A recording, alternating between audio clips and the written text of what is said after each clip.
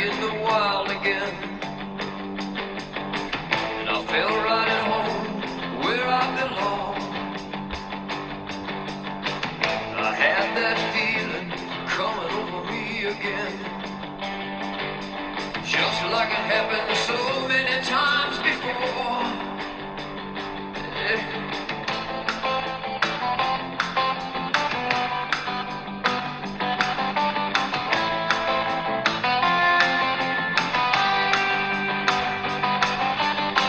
The spirit of the woods is like an old good friend, makes me feel warm and good inside. And I knew his name, and it was good to see him again. 'Cause in the wind he's still alive. Oh, Fred Bear, walk with me down the trails again. Take me back, back where I belong. Oh, Fred Bear, I'm glad to have you at my side, my friend. And I'll join you in the big hunt before too long.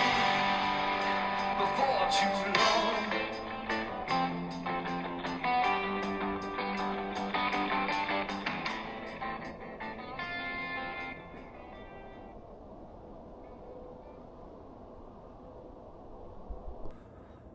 Good evening. Welcome back to the channel. It is 10 till 5 on the 3rd of December. Sunset is 5:21, so that means we can hunt till 5:51. It is 22 degrees outside. We have a southeast wind, which will be blowing us that way. Out into the alfalfa field. So we're in the blind again, and I noticed this morning on my way to work, there's a General Motors plant here in Fort Wayne, and it's all high fence around it for security and all that. There's quite a few deer trapped in there. This morning when I drove into work, they have 2 or 3 trucks up on a big grass hill with American flag and United Auto Workers and lights, and pretty neat. But I noticed this morning there was quite a few deer on that hill this morning eating, and then when I left work I was paying attention to them. There was 3 or 4 bucks out there, probably a dozen does, and some of them were pawing at the grass or at the snow to get to the grass. We got about 9 inches of snow on the ground, and they were pawing through it to get to the grass. So we're sitting right here in front of a bunch of alfalfa. So some nights they'll go to a cornfield, some nights they'll find acorns, some nights they'll eat grass. You'll see them going through the woods and eating sticks, eating leaves. So I suppose they're just like us. They like to mix it up, but as cold as it is, they're definitely looking for fuel to keep themselves warm. So we're set up here. Had some good movement last night. Didn't see either of the 10-pointers. We had a half rack that was out here. I call him Forky. He's been around for a couple months now. Obviously he was out here. We had the neighbor kid over here sledding with his mom and dad, so that was kind of funny. So we're back at it again today. It's Wednesday. We'll get settled in, and I appreciate you joining me in the blind. We'll see how tonight goes.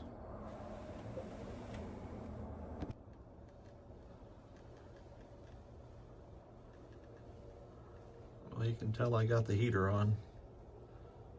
It's 22 degrees and it's warm enough in here. The flies are waking up.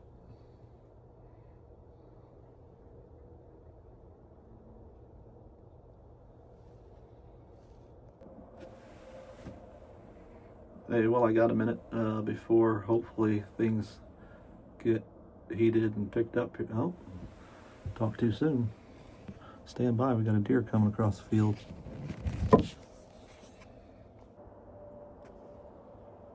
Every time I think I'm gonna do one of my cool interviews, oh, that's Forky. He's out there nipping away at the alfalfa. That's one thing, you see a deer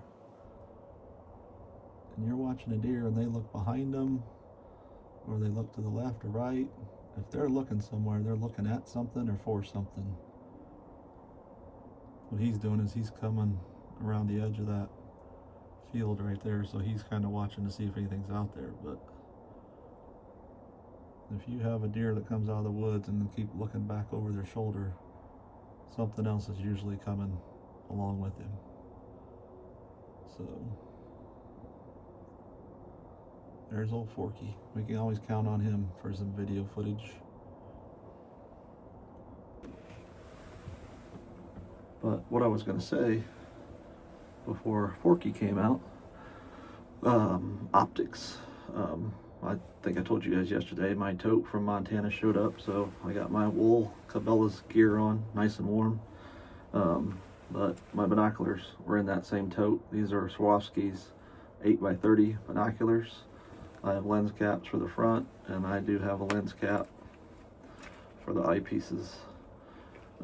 Snow, rain, sleet, you definitely want to keep binoculars dry and clean. I have a cleaning cloth, but I noticed it had some blood on it from Montana, so it's in the house drying. But that's one thing you don't want to cheap out on, is optics. 8x30s. I did quite a bit of research when I was looking into buying binoculars, and actually talked to a guy at Bushnell and talked to a guy at Swarovski, and they both said 8x30s are the best binoculars to get if you're scanning. You know, like I'll sit here and I'll look up and down the wood lines, through the wood lines. If you're sitting in the woods, you can look for movement in the woods with your binoculars. And even out in Montana, you know, 600, 700, 800 yards, 8x30s are powerful enough to see what that deer is. We take spotting scopes with us, but they do the best on your eyes too. I did have a pair of 10x50s, and they were big, they were heavy, they were bulky, and you did notice after about a half hour or so of looking through them, your eyes got tired, eyes got strained. So if you're buying binoculars, or even if you're going to be buying a scope for a gun, spend your money on optics. There's nothing worse than not being able to see exactly what you're looking at or guessing. Optics can change your hunt for sure. I bought these binoculars probably 20 years ago. They retailed at about $1,400, and I picked them up for $700, and I've never looked back. I know it sounds like a lot of money, and some other manufacturers have. These are Bushnells. I leave them in here in case I forget mine, or I have do a lot of youth hunts out of this blind. Young kids, veterans, or handicapped people. I'll let them come out. I usually do 1 or 2 a year. So those are here in case somebody comes out without binoculars. I'd rather they know what they're shooting at than have to guess at it. So, but yeah, I guess that's my lesson of the day. If you're buying optics, make sure you spend your time, spend your money, spend it wisely, and look at reviews, look at YouTube, talk to your buddies that have been hunting for years and years. I'm not saying you got to go out and spend, $4,000 on a rifle scope, but if you do your homework, look at the eye relief, look at the magnification, make sure that you buy a rifle scope for a rifle and a shotgun scope for a shotgun. There are differences, and the rings that you use to mount your scope are very, very important too. So any questions about any of that stuff, shoot me a comment. I may not have the answer for you. I can tell you what I know, but I can definitely tell you manufacturers. Those guys are great. They'll answer the phone, they'll talk to you. So they want to sell their product, but they also want to make sure you're getting what you need. So unfortunately, in this day and age, it's hard to go into a sporting goods store, or even, the box stores, unfortunately, are the worst. You go in there and go to the sporting goods section, you think you're talking to somebody that has a lot of knowledge about hunting and fishing and all that, and they may have never hunted in their life. Where before you'd walk in and be somebody that's been hunting and had the knowledge to help you. So the good thing with the internet is you can do all the research you want, watch YouTube videos, and check into things. So all right, we're gonna see if anybody's gonna follow Forky out. It is 5:20 already, so we've been here for just about a half an hour. got about a half an hour to go, 31 minutes. So we'll check back with you in a little bit, or live action pops up. You guys will be right here with me.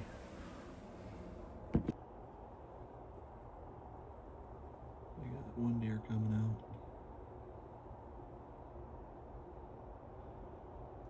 I can't believe that deer's alone. Last night there was 5 of them down in that corner. I got out of the blind. It would surprise me if that deer comes out of that corner by itself, but it might. Could be a button buck. This time of year, button bucks are kind of on their own. But that's deer number 2. It's come out here in the last 5 minutes. This time of year, it's almost like somebody flips a switch. And they're all, sorry about that. It's like somebody flips a switch and they just come out like ants. I don't know why my camera's doing that. Trying to see, he's too small to have antlers, I think. Yeah. Looks like a yearling.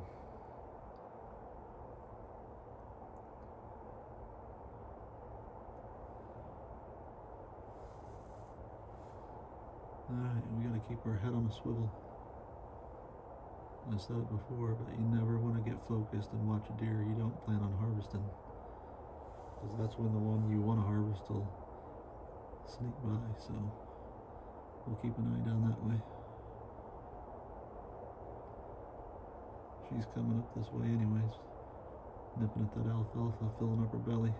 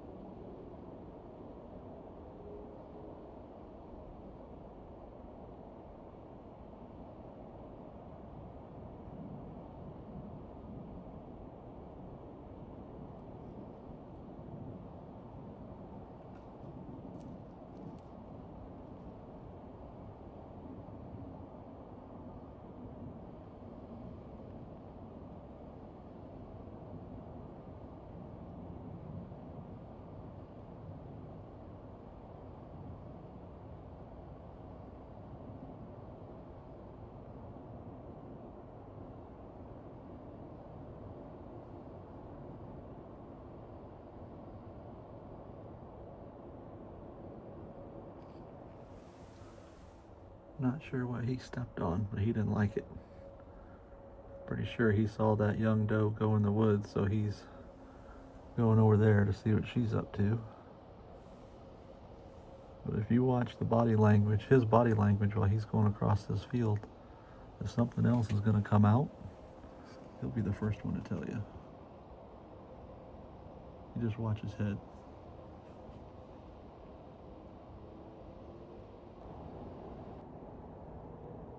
Yeah, that was probably a button buck, because now he's come out to see what Forky's up to. And Forky will probably tolerate him this time of year. During the rut, when he's looking for hot does, he never would have tolerated that. So now they're just gonna chill out and have some greens for dinner. He's trying to say hello.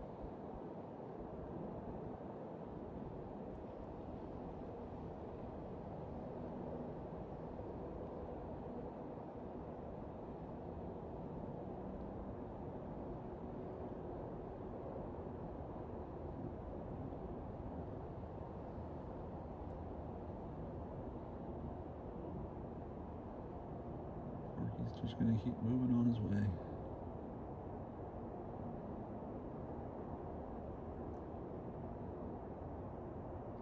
I think he's got a new friend.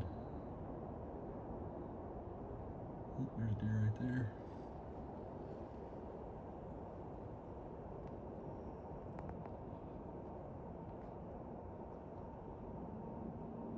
I gotta keep this camera in the blind so it doesn't grab as much light as I would like it to.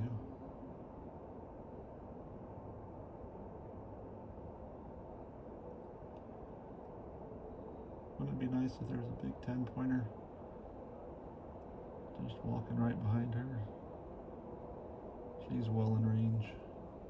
She's less than 200 yards away.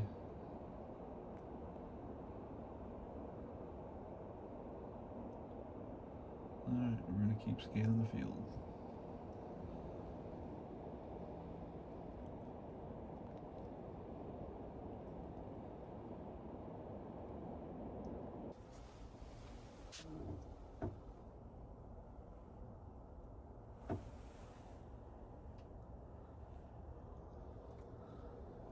That's the best I can get you focused. That's Mama. She is not happy. She's stomping her feet. She's got 2 yearlings behind her.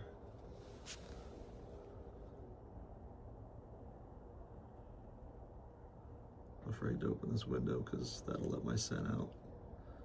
But she is not very happy at all. Alright, well, we're going to wrap this one up in the garage. That big doe ended up getting pretty nervous and ended up going out the back end of the field. Took the yearlings with her, which was good. I needed to get out of the blind.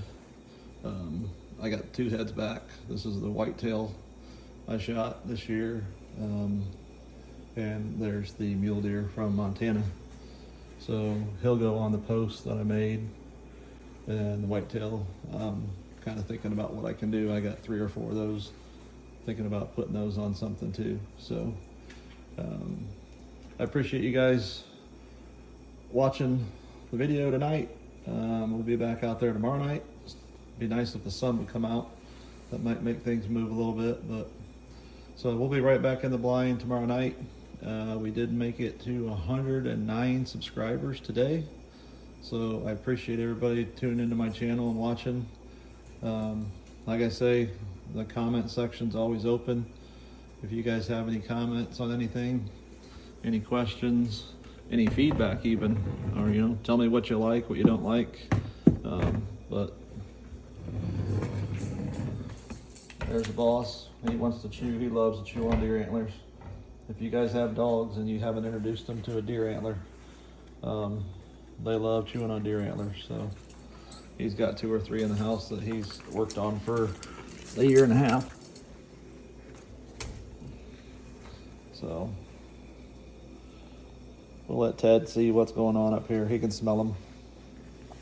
So, all right, well, I need to go get a Christmas tree out, get the end of it cut off, get the stand, and get it hung, or not hung, get it in the stand tonight so it drops tomorrow night. We're putting lights on and ornaments, but that starts at 6:30. So if I get out of work on time, I will see you in the blind.